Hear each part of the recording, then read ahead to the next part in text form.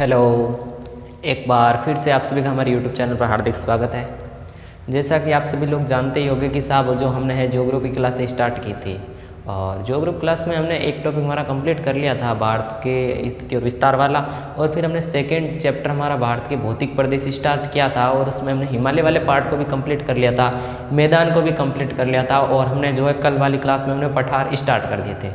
और पठार में हमने पहाड़ियाँ और पठार में साहब वहाँ पर जो पहाड़ियाँ हैं उन पहाड़ियों में भी हमने अरावली वाले भाग को कंप्लीट किया था। तो चलो आज हम आगे विंध्याचल, सतपुड़ा, फिर अजंता एलोरा की थोड़ी सी बातें, फिर नीलगिरी, फिर पश्चिम घाट, फिर पूर्वी घाट, दक्षिण घाट, ऐसे हम चलते चलेंगे। तो देखिएगा, यदि आप हमारे चैनल पर नए हो तो एक बार चैनल को सब्सक्राइब कीजिएगा, लाइक अच्छा कमेंट दीजिएगा और मेरे दोस्त बच्चे के पास पहुँचेगा जिसको इस क्लास की बेहद ज़रूरत है।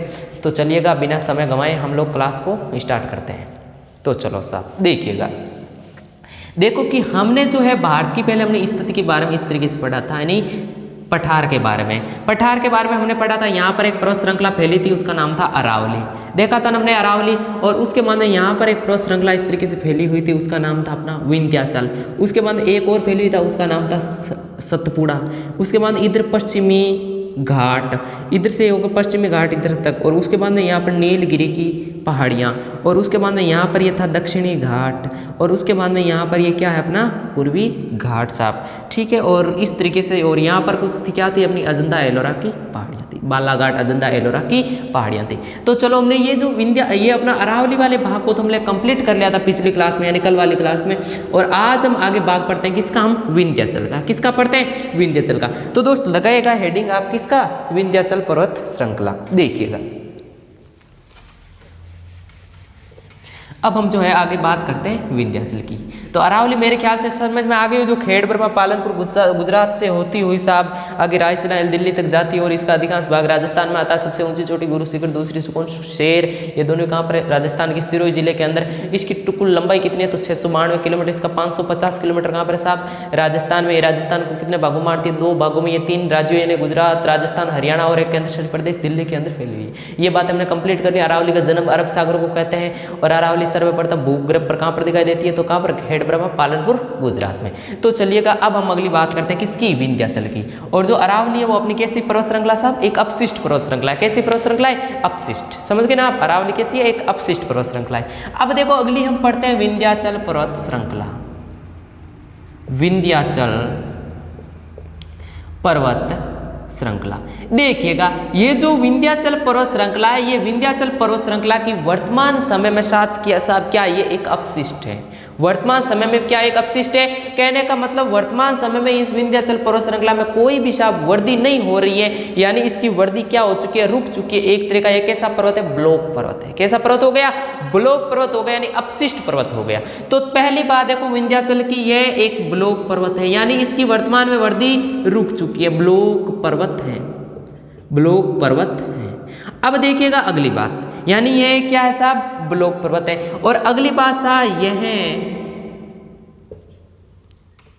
चित्तौड़ राजस्थान से लेकर के, चित्तौड़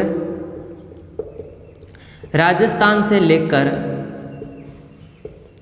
सासाराम बिहार तक। कहाँ तक? सासाराम बिहार तक टूटी फूटी पहाड़ियों के रूप में फैला है। टूटी फूटी पहाड़ियों के रूप में फैला है। देखिएगा, यानी विंध्याचल पर्वत श्रृंखला एक ऐसी अपशिष्ट अपना ब्लॉक पर्वत श्रृंखला, मतलब वर्तमान में इसकी वृद्धि साहब क्या हो चुकी है, रुक चुकी है। और अगली बात साहब इसका जो कहां से लेकर के ये कहां तक है, तो ये अपने चित्तौड़ से लेकर, इस तरीके से मैं बात कर रहा हूं, जैसे कि देखिएगा यहां से लेकर के, यहां से चित्तौड़ से लेकर के, यानी सासाराम बिहार तक। कहां तक? चित्तौड़ से लेकर के कहां तक, तो सासाराम बिहार तक फैला हुआ है, यानी सासाराम बिहार तक फैला हुआ है। कौन सा पर्वत अपना, कौन सी पर्वत श्रृंखला, विंध्याचल पर्वत श्रृंखला। अब देखिएगा यहां से लेकर के यहां तक जाने में देखो यहां पर क्या टूटी फूटी इस तरीके से पहाड़ियां फैली हुई हैं, और इन टूटी फूटी पहाड़ियों के कुछ अलग अलग जगहों पर कुछ अलग अलग नाम मिलते हैं। वो मैं आपको पहले क्रम से, यानी किस ओर से, अपने पश्चिम से पूर्व की ओर सही से बता देता हूं। तो देखिएगा सबसे पहले एक पर्वत फैला हुआ है, उसका नाम है विंध्याचल पर्वत। कौन सा पर्वत? इस पर्वत का नाम क्या है साहब? विंध्याचल, विंध्याचल पर्वत श्रृंखला। पहले कौन सी फैली अपनी? विंध्याचल पर्वत श्रृंखला। और उसके बाद में देखिएगा, उसके बाद में कौन सी है अपनी? उसके बाद में है आगे भांडेर। कौन सी चोटी है आगे? कौन सी पर्वत श्रृंखला आएगी आगे? तो आगे कौन सी आएगी? भांडेर। भांडेर के बाद में आगे कौन सी आएगी? तो भांडेर के बाद में आगे आएगी अपनी कैमूर। कौन सी आएगी? कैमूर। और कैमूर के बाद में आगे अपनी आएगी कौन सी आएगी? तो आगे आएगी पार्श्वनाथ। कौन सी पर्वत श्रृंखला आएगी? पार्श्वनाथ। और सबसे लास्ट में जो बिहार में है वो कौन सी है? राजमाला की पहाड़ियां। कौन सी पहाड़ियां है लास्ट में इसकी जो आती है? कौन सी पहाड़ियां आती है? राजमाला की पहाड़ियां। तो देखिएगा इस तरीके से, यानी देखो पहले विंध्याचल जो राजस्थान और अपना मध्य प्रदेश में फैला हुआ है, और उसके बाद आगे भांडेर क्या आती है अपनी? भांडेर जो कहाँ पर है? एमपी में। आगे कैमूर भी कहाँ पर है? एमपी। पार्श्वनाथ ये भी एमपी। और आगे राजमाला कहाँ पर? अपनी बिहार में। कहाँ तक है? बिहार में। यानी क्रम से इस तरीके से इन पहाड़ियों का क्या है साहब? फैलाव है। इन पहाड़ियों का इस तरीके से क्या है? फैलाव। अब देखिएगा इस विंध्याचल पर्वत श्रृंखला की आपसे पूछेगा साहब सबसे ऊंची चोटी कौन सी है? आपसे क्या पूछेगा? विंध्याचल पर्वत श्रृंखला की सबसे ऊंची चोटी कौन सी है? तो इसकी देखो सबसे ऊंची चोटी क्या बताओगे आप? इसकी सबसे ऊंची चोटी है वो कौन सी है? भांडेर। कौन सी है? भांडेर। और ये भांडेर कहां पर दोस्त? एमपी में है। कहां पर है भांडेर? एमपी में। आपसे पूछे गए विंध्याचल पर्वत श्रृंखला की सबसे ऊंची चोटी तो कौन सी है? भांडेर। या फिर विंध्याचल पर्वत श्रृंखला को पश्चिम से पूर्व की ओर सही क्रम में जमाए तो पहले विंध्याचल, फिर भांडेर, फिर कैमूर, फिर पार्श्वनाथ, फिर राजमाला। और सबसे ऊंची चोटी पूछ ले तो कौन सी है? भांडेर, जो कहां पर है? अपनी एमपी में। देखिएगा इस भांडेर के कुछ अन्य नाम भी मिलते हैं। अन्य नाम क्या मिलते हैं साहब? तो इसके जो अन्य नाम मिलते हैं वो एक अन्य नाम मिलता है कालमर पहाड़ियां। कालमर पहाड़ी। एक और नाम मिलता है वो कौन सा मिलता है? गुड़बिल चोटी। यानी गुड़बिल चोटी। गुड़बिल चोटी। तो ये इसके दो क्या मिलते हैं साहब? अन्य नाम आपको पूछ लेना, कालवर पहाड़ी या गुड़बिल चोटी या फिर भांडेर। ये तीनों ही बात क्या है साहब? एक ही है। और यह है कहां पर? एमपी में। और विंध्याचल पर्वत श्रृंखला की ये सबसे ऊंची क्या है? चोटी है। तो लो जी, ये आपकी कौन सी पर्वत श्रृंखला बताई मैंने आपको? विंध्याचल पर्वत श्रृंखला। फटाक से आप इसे क्या कर लीजिए दोस्त? नोट कर लीजिएगा। यानी विंध्याचल जो पर्वत श्रृंखला ये एक ब्लॉक पर्वत श्रृंखला, मतलब वर्तमान में ये क्या हो चुका? अपशिष्ट हो चुका। वर्तमान में क्या हो चुका है? अपशिष्ट। और ये चित्तौड़ राजस्थान से लेकर के सासाराम बिहार तक टूटी फूटी यानी अपर टूटी फूटी अपर्दित पहाड़ियों के रूप में फैला हुआ है। और उसके बाद में इसमें देखो इसमें पश्चिम से लेकर जब पूर्व की ओर जाएंगे तो इसमें जो पर्वत कौन कौन से आते हैं? तो सबसे पहले विंध्याचल, उसके बाद में भांडेर, उसके बाद में कैमूर, उसके बाद में पार्श्वनाथ, उसके बाद में राजमाला। और उसके बाद में आपसे पूछेगा सबसे ऊंची चोटी तो कौन सी है? भांडेर, जो कहां पर है? एमपी में। और इसके नाम अन्य नाम क्या है साहब? इसका नाम एक तो कालवर पहाड़ी और एक कौन सी चोटी? गुड़बिल चोटी। लो जी, ये आपका जो विंध्याचल पर्वत श्रृंखला वाला पार्ट था वो भी क्या हो गया साहब? कंप्लीट हो गया।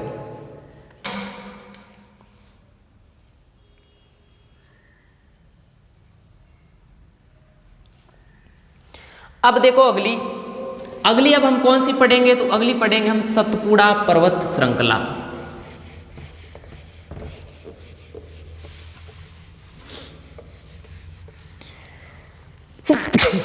अब देखो अगली हम पढ़ते हैं साहब सतपुड़ा पर्वत श्रृंखला।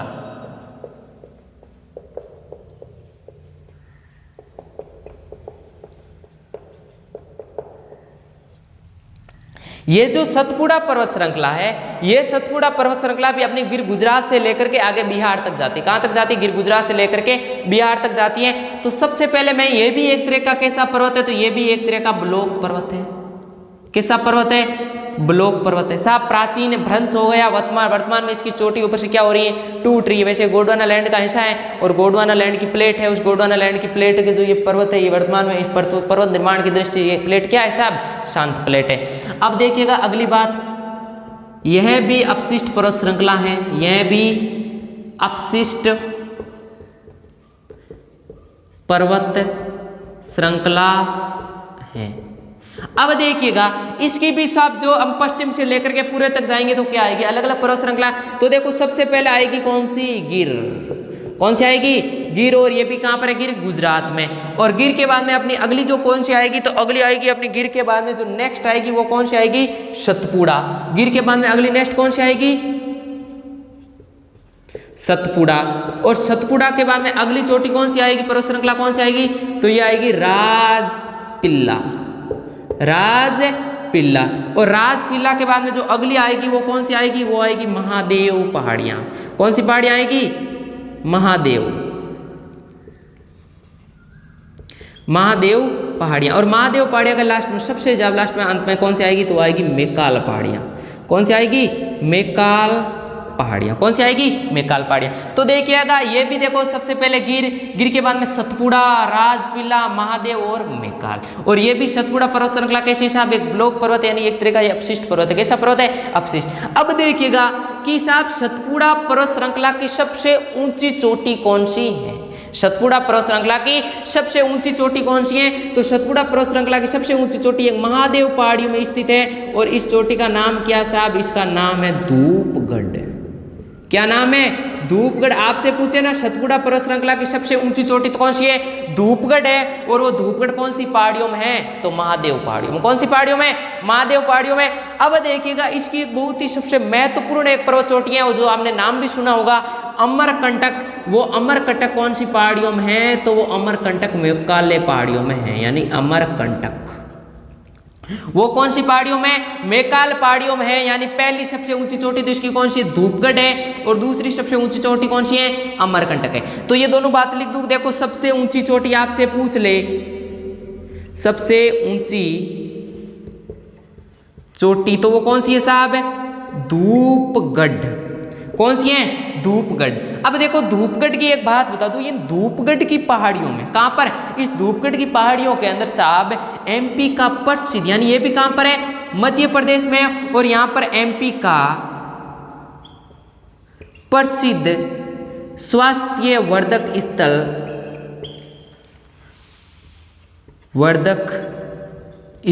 पंचमढ़ी स्थित है। पंचमढ़ी स्थित है। आपसे पूछ लेना एमपी का प्रसिद्ध स्वास्थ्य वर्धक पंचमढ़ी कहाँ स्थित है? तो कौन सी पहाड़ियों में? धूपगढ़ की है। कहां पर है? धूपगढ़ पर्वत श्रृंखलाओं के अंदर है। और ये एमपी का प्रसिद्ध क्या है साहब? स्वास्थ्य वर्धक स्थल, जिसका नाम क्या है? पंचमढ़ी। अब देखिएगा अगली बात, अब हम पढ़ते हैं अमरकंटक को। यानी अब दूसरी सबसे ऊंची चोटी आपको पूछ ले तो वो कौन सी है? दूसरी सबसे ऊंची चोटी, ये दूसरी सबसे ऊंची चोटी कौन सी है? तो कौन सी बताओगे आप? अमरकंटक।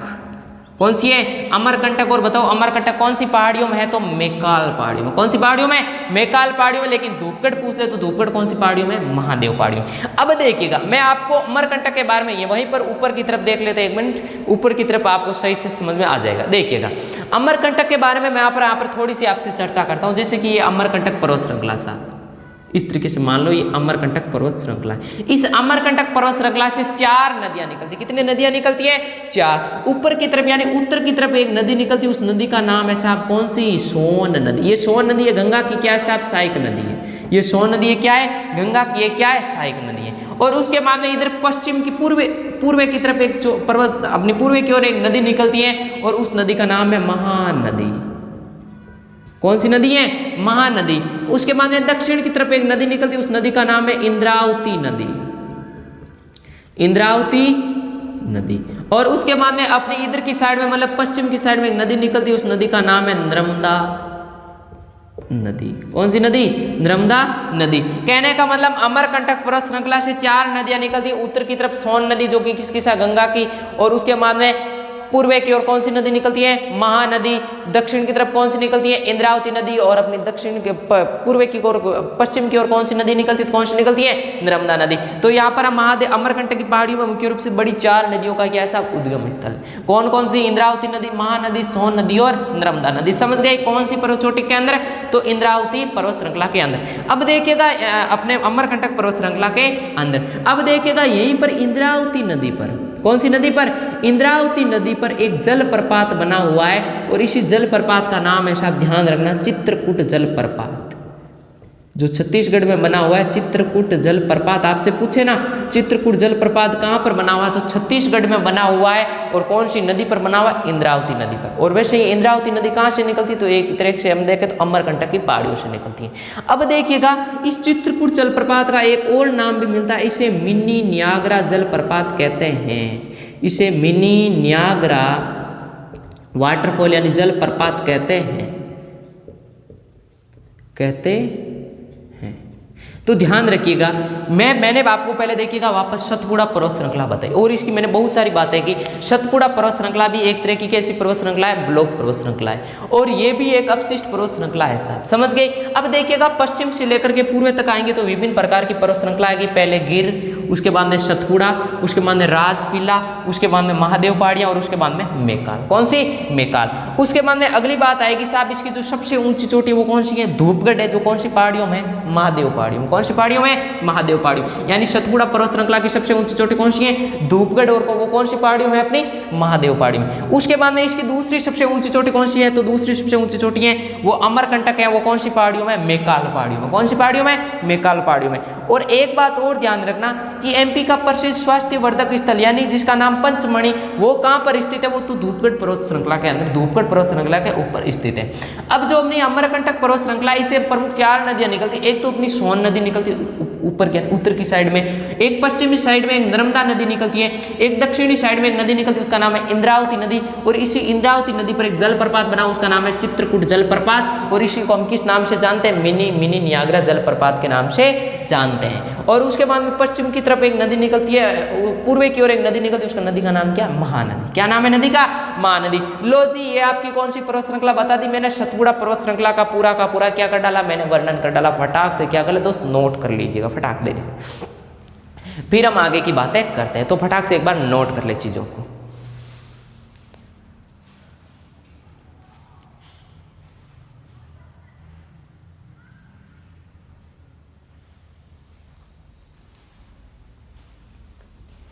अब हम पढ़ते हैं अगली कुछ बातें।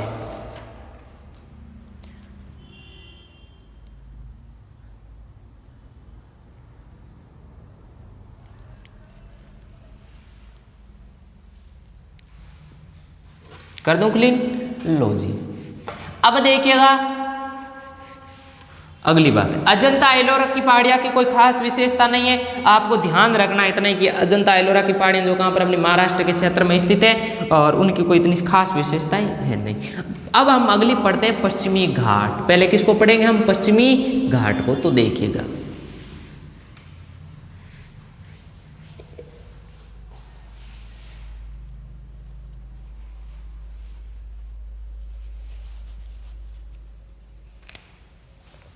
तो लो जी, अब हम पढ़ते हैं पश्चिमी घाट। पश्चिमी घाट, पहली बात, ये जो पश्चिमी घाट है इस तरीके से देखिएगा, ये यहाँ वाला क्षेत्र, ये जो यहाँ वाला क्षेत्र है अपना महाराष्ट्र है।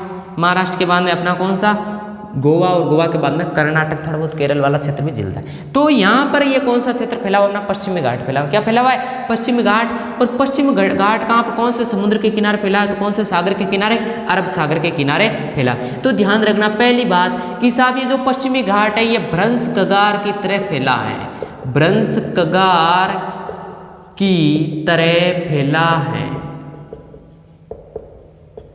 भ्रंश कगार की तरह फैला। यहाँ पर किस रूप में फैला, इस तरीके से, यानी भ्रंश कगार की तरह फैला हुआ है।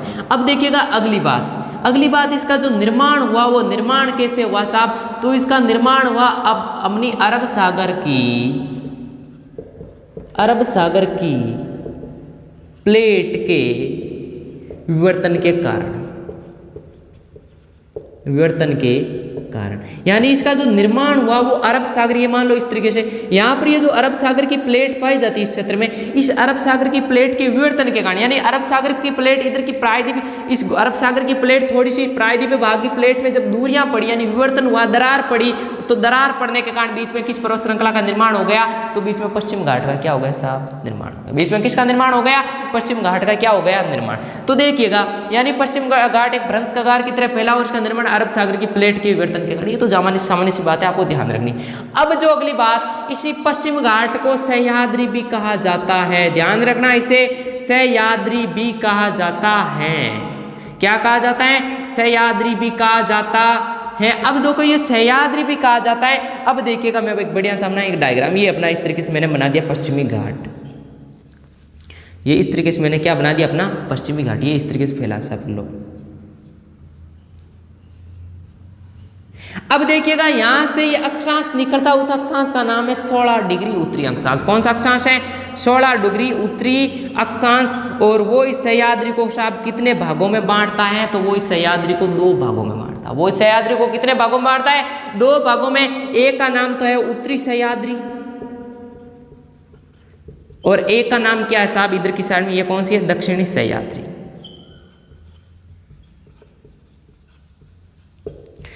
तो देखिएगा यानी 16 डिग्री उत्तरी अक्षांश जो पश्चिमी घाट या फिर सह्याद्री को कितने भागों में बांटता है? 2 भागों में। एक का नाम उत्तरी सह्याद्री और एक का नाम क्या है? दक्षिण सह्याद्री। ये जो उत्तरी सह्याद्री है ये कहां पर है साहब? महाराष्ट्र में है। और दक्षिण सह्याद्री कहां पर है? तो ये कहां पर है? कर्नाटक। कहां पर है?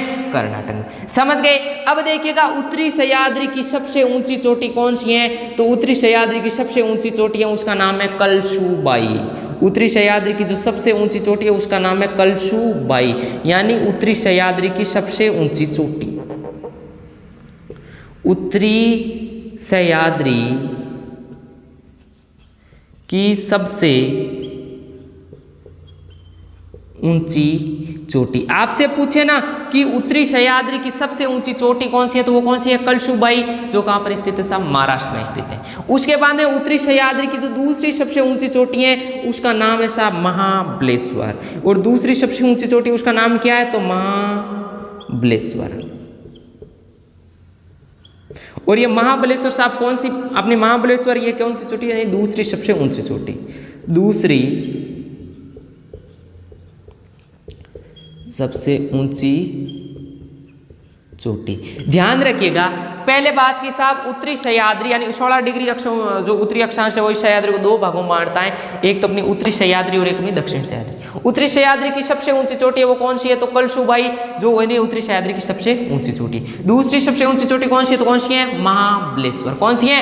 महाबलेश्वर। अब ध्यान रखिएगा इसी महाबलेश्वर से एक आपको नदी ये पता है, नदी का उद्गम स्थल भी यहीं पर भी बता दूं, यानी महाबलेश्वर कृष्णा नदी का उद्गम स्थल है। कृष्णा नदी का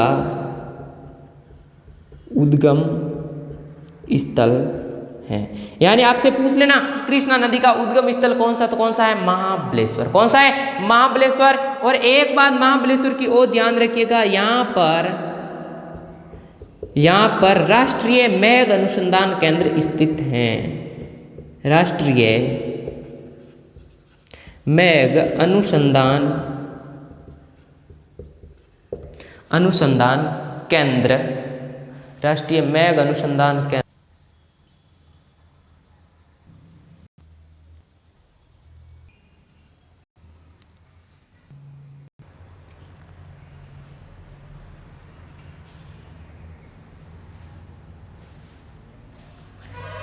तो ध्यान रखिएगा यहां पर अपना क्या राष्ट्रीय मेघ अनुसंधान केंद्र स्थित है। केंद्र स्थित हैं। आपसे पूछ लेना कि राष्ट्रीय मेघ अनुसंधान केंद्र कहां पर स्थित है, तो कहां पर स्थित है? अपना महाबलेश्वर जो चोटी कहां पर है? जो उत्तरी सह्याद्री की दूसरी सबसे ऊंची चोटी है कहां पर? महाराष्ट्र में। और यहीं पर मेघ अनुसंधान केंद्र स्थित है। और यही है कौन सी नदी का? कृष्णा नदी का साहब क्या है? उद्गम स्थल। अब देखिएगा हम पढ़ते हैं अब किसको? दक्षिणी सह्याद्री को। अब देखिएगा दक्षिणी सह्याद्री की यहाँ पर जो सबसे ऊंची चोटी है उस चोटी का नाम है कुद्रेमुख। क्या नाम है? कुद्रेमुख। आपसे पूछे ना दक्षिण सह्याद्री की सबसे ऊंची चोटी कौन सी है? कुद्रेमुख। और इसका एक और नाम मिलता है, वो कौन सी पहाड़ियां? बाबा बुदन की पहाड़ियां। बाबा बुदन की पहाड़ियां, कुद्रेमुख या बाबा बुदन की पहाड़ियां, ये अपनी कहां पर है साहब? दक्षिणी सह्याद्री की सबसे ऊंची चोटी। तो ये लिख दो यहां पर, सबसे ऊंची चोटी है कहां पर ये पहाड़ियां? तो ध्यान रखना वैसे नाम से लिख दिया कर्नाटक, और ये पूरा की पूरी कहां पर? महाराष्ट्र। तो ये कहां पर है? कर्नाटक, सबसे ऊंची चोटी। और एक बात ध्यान रखिएगा, ये जो बाबा बुदन की पहाड़ियां कुद्रेमुख ये किसके लिए जानी जाती हैं? तो ये भारत में कॉफी उत्पादन के लिए प्रसिद्ध। आपसे पूछ लेना भारत में कॉफी उत्पादन के लिए कौन प्रसिद्ध है? तो ये अपनी बाबा बुदन की पहाड़ियां हैं। अब देखिएगा मैं तीन चीजें बताता हूं, एक तो सोना, एक कॉफी और एक चंदन के वन। आपसे पूछ रहे हैं ये तीनों भारत में सर्वाधिक कहां पर है, तो कहां पर है, कर्नाटक में। कहां पर है, एक तो सोना, एक कॉफी और एक चंदन, ये तीनों सर्वाधिक कहां पर है अपने, तो अपने ध्यान रखिएगा कर्नाटक में। अब देखिएगा इसकी जो दूसरी सबसे ऊंची चोटी वो कौन सी है, वो है अपनी ध्यान रखिएगा यहां पर, उसका नाम है ब्रह्मगिरी, ब्रह्मगिरी या पुष्पगिरी की पहाड़ियां, पुष्पगिरी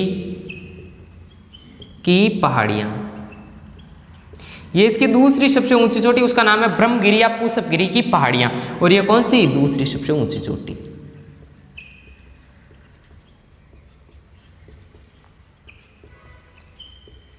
अब देखिएगा इसी ब्रह्मगिरी और पुष्पगिरी की पहाड़ियों से देखो, कृष्णा नदी का उद्गम स्थल तो क्या था, महाबलेश्वर था। लेकिन आपसे पूछ लेना ये कौन सी नदी निकलती है यहाँ से, ब्रह्मगिरी या पुष्पगिरी की पहाड़ियों से, तो ये नदी निकलती है, उसका नाम है कावेरी नदी। आपसे पूछ लेना कावेरी नदी का उद्गम स्थल क्या है, तो आप बताओगे साहब ब्रह्मगिरी या पुष्पगिरी की पहाड़ियां। लो जी, ये आपका कौन सा घाट पढ़ा दिया मैंने आपको, पश्चिमी घाट पढ़ा दिया। कौन सा घाट पढ़ा दिया, पश्चिमी घाट। वापस एक बार देखिएगा, पश्चिमी घाट साहब भ्रंश कगार की तरह फैला है, किस तरह फैला है, भ्रंश कगार की तरह फैला है। इसका निर्माण कैसे हुआ, तो इसका निर्माण हुआ अरब सागर की प्लेट के विवर्तन के कारण। इसे किस नाम से जाना जाता है, सह्याद्री भी कहा जाता है। और 16 डिग्री उत्तरी अक्षांश है, 16 डिग्री उत्तरी अक्षांश, वो सह्याद्री को कितने भागों में बांटता है, दो भागों में। एक तो उत्तरी सह्याद्री यानी जो कहां पर है, महाराष्ट्र में, और एक दक्षिणी सह्याद्री जो कहां पर है, कर्नाटक। अब देखिए उत्तरी सह्याद्री की सबसे ऊंची चोटी वो कौन सी है, कलशुबाई। दूसरी सबसे ऊंची चोटी कौन सी है, महाबलेश्वर। इन महाबलेश्वर की दो विशेषताएं ध्यान रखिएगा, एक तो कृष्णा नदी का उद्गम स्थल आपसे पूछ ले तो कहां से होता है, महाबलेश्वर से होता है। और एक यहाँ पर अपना राष्ट्रीय मेघ अनुसंधान केंद्र पूछ ले तो वो भी कहां पर है, महाबलेश्वर। और उसके बाद में अपने ध्यान रखिएगा दक्षिणी सह्याद्री की सबसे ऊंची चोटी कौन सी, कुद्रेमुख या बाबा बुदन की पहाड़ियां। और ये क्या, दूसरी सबसे ऊंची चोटी, और पहली सबसे ऊंची चोटी है। और ये किसके लिए प्रसिद्ध है, तो ये कॉफी उत्पादन के लिए प्रसिद्ध है। और दूसरी सबसे ऊंची चोटी पूछ ले तो कौन सी, ब्रह्मगिरी या पुष्पगिरी की पहाड़ियां। और यही कौन सी नदी का उद्गम स्थल है, तो कौन सी नदी का है, कावेरी नदी का। कौन सी नदी का है, कावेरी नदी का। फटाक से इन चीजों का दोस्त क्या कर ले आप, स्क्रीनशॉट ले ले। और उसके बाद में हम आगे चलते हैं नीलगिरी की पहाड़ियों में, फटाक से ले लीजिएगा। फिर हम अगली पढ़ते हैं। कर दूं क्लीन, देखो अब आगे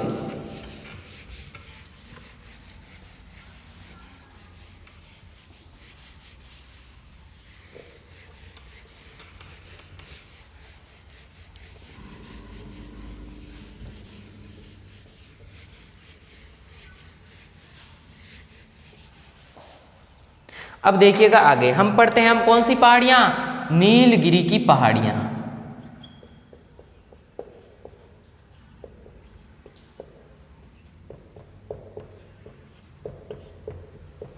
नीलगिरी की पहाड़ियों को आपसे पहले तो क्या नाम से जाना है कि नीलगिरी की पहाड़ियां साहब, इन्हें हम भौगोलिक ग्रंथि के नाम से जानते हैं। देखिएगा किस तरीके से फैली हुई है, ये इस तरीके से,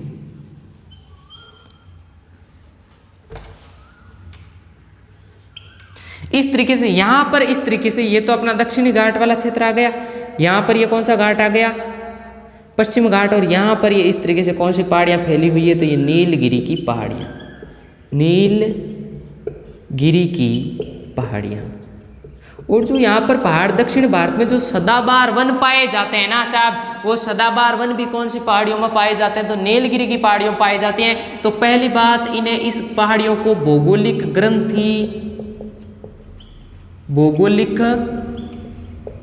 ग्रंथि भी कहते हैं।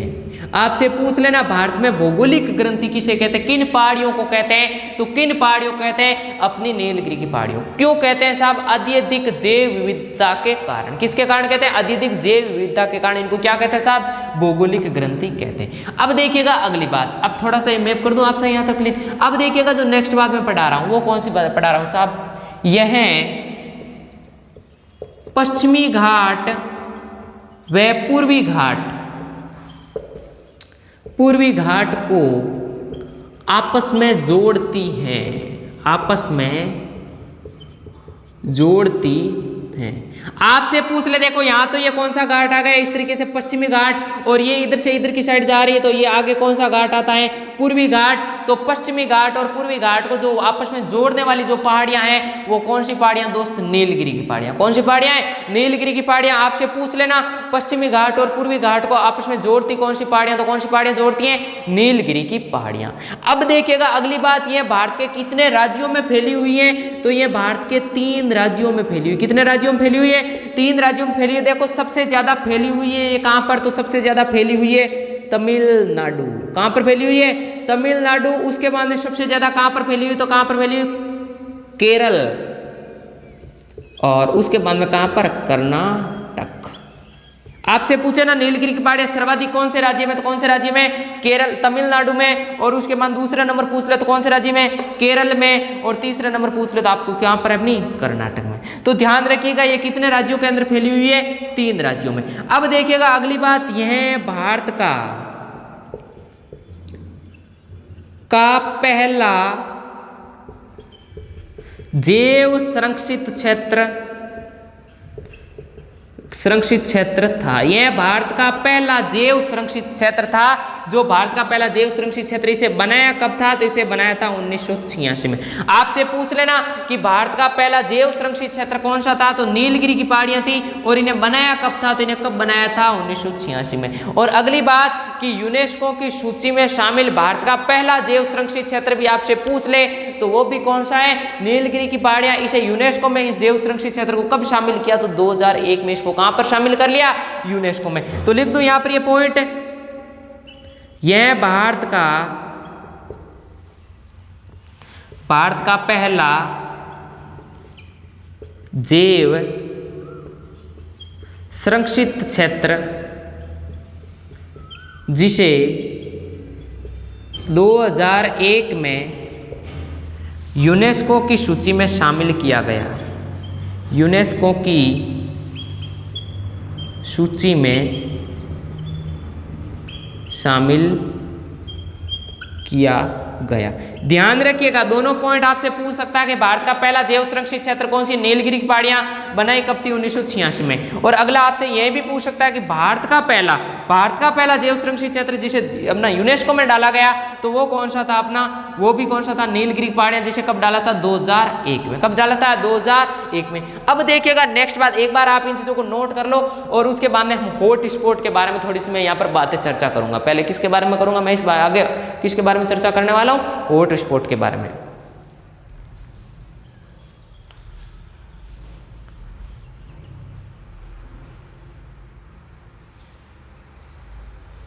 अब देखिएगा आगे, अब आप देखो हॉट स्पॉट इसे वर्तमान में किस में डाला गया साहब, तो इसे वर्तमान में हॉट स्पॉट क्षेत्र में डाला गया। किस में डाला गया, वर्तमान में हॉट स्पॉट क्षेत्र में डाला गया है साहब। हॉट स्पॉट क्षेत्र होता क्या है, हॉट स्पॉट क्षेत्र वो होता है साहब जहां पर मानवीय क्रियाओं के कारण, ध्यान से सुनिएगा, जहां पर मानवीय क्रियाओं के कारण वहां की वनस्पति को क्या पहुंच रहा हो, नुकसान पहुंच रहा हो। वहां पर मानवीय क्रियाओं के कारण वहां की जो वनस्पति और वनस्पति जो जैव विविधता, वो जैव विविधता घटने लग जाती है। तो उस क्षेत्र को किस में डाल देते हैं, हॉट स्पॉट में डाल देते हैं। और डालता कौन है, तो डालने वाला कौन है, अपना यूनेस्को। कौन डालता है, यूनेस्को। तो लिख दो ये बात, देखिएगा हॉट स्पॉट, हॉट स्पॉट, ये हॉट स्पॉट क्या होता है साहब, तो ध्यान रखिएगा, यानी सर्वाधिक जैव विविधता वाला क्षेत्र, सर्वाधिक जैव विविधता वाला क्षेत्र, मानवीय क्रियाओं के कारण, मानवीय क्रियाओं के कारण जैव विविधता घटने लगती हैं, और इसे जो साहब इसे हम किस नाम से जानते हैं, तो हॉट स्पॉट के नाम से जानते हैं। तो ये डालता कौन है, तो ये कौन जारी करता है इस हॉट स्पॉट क्षेत्र को, कौन करता है जारी, तो यूनेस्को द्वारा। किसके द्वारा, यूनेस्को द्वारा जारी किया जाता है, जारी किया जाता है। लो जी, ये मैंने आपको थोड़ी सी नीलगिरी की पहाड़ियों की बातें की थी। तो जो हॉटस्पॉट सर्वाधिक जैव विविधता वाला क्षेत्र है, मानवीय क्रियाओं के कारण जैव विविधता घटने लगती हैं और यूनेस्को द्वारा इसे जारी किया जाता है। लो जी, मैंने इतनी से नीलगिरी पहाड़ियों की बातें की, मेरे यहाँ लाइट की कमी है थोड़ी सी, इसलिए मैं यहाँ पर क्लास को अपनी ऑफ कर रहा हूँ और मिलूंगा मैं आपसे नेक्स्ट क्लास में। अभी तक हमारी नीलगिरी की पहाड़ियों की पूरी बातें नहीं हुई, थोड़ी सी बातें बची हुई, लेकिन मुझे पता है थोड़ा सा क्या दिखने में परेशानी पैदा हो रही है। तो हम मिलेंगे कल वाली क्लास के अंदर, जल्दी मिलने वाले जब कल वाली क्लास के अंदर। और जब तक यदि आप हमारे चैनल में नए होते हैं, चैनल को सब्सक्राइब कीजिएगा, एक लाइक, अच्छा सा कमेंट और हर बच्चे के पास पहुंचाएगा जिसको इस क्लास की बेहद जरूरत है, यकीनन के साथ बैठिएगा दोस्त, क्योंकि इस क्लास से आपको बेहद फायदा पहुंचने वाला। ज्योग्राफी सब्जेक्ट है ना, जो आपका बेहद मजबूत हो जाएगा, यानी नीचे से लेकर हाई लेवल तक बेहद मजबूत हो जाएगा। लेकिन यकीन और विश्वास के साथ जुड़िएगा। तो जय हिंद, जय भारत। हम मिलते हैं हम अपनी नेक्स्ट क्लास में।